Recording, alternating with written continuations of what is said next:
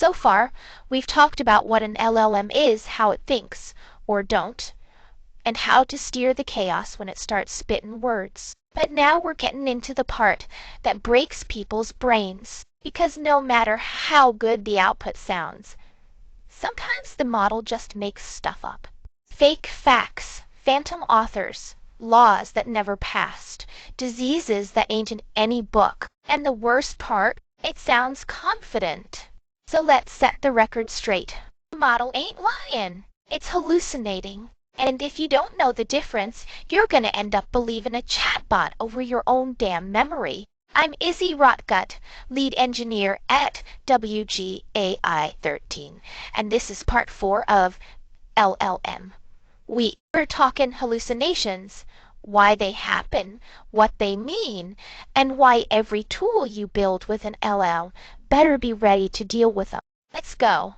You ask a question, and the model gives you an answer. You read it, it sounds good, maybe even great. Then you look it up, and it turns out the whole thing was fake. The quote never happened, the source never existed, the medical claim was junk, and the law it mentioned never passed. So what happened? Simple. You're looking at a hallucination, and it's not a glitch. It's not a lie.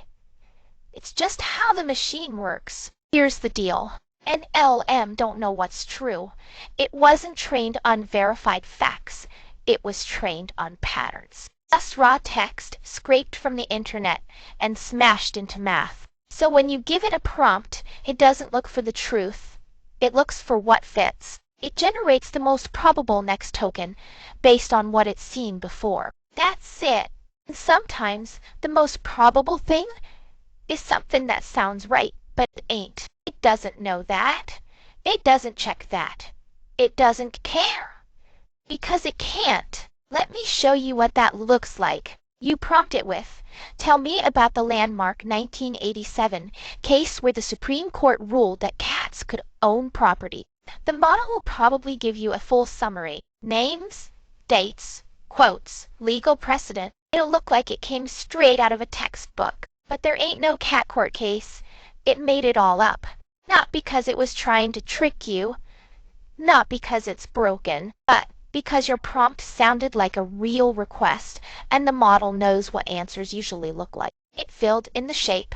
That's what hallucination is. Filling in the gaps, confidently, with nothing but vibes. Now this happens more often when the model's training data didn't cover the topic well, your prompt is vague, unrealistic, or intentionally fictional, the temperature is high, or the model is just running out of context. And it gets worse the more complex the output is. You want bullet points, probably safe.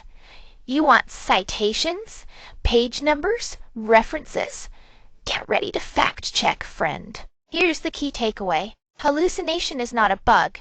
It's the natural result of prediction without understanding. You can lower the risk, but you can't get rid of it because the model doesn't know.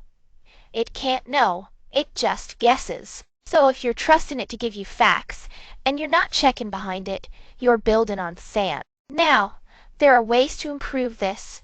You can give the model access to real documents, search results, or databases. That's called R.A.G, retrieval augmented generation.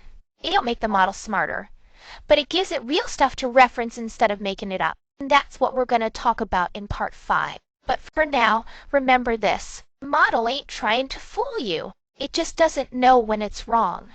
And if you're not watching for that, you're the one getting fooled. Rotgut, out.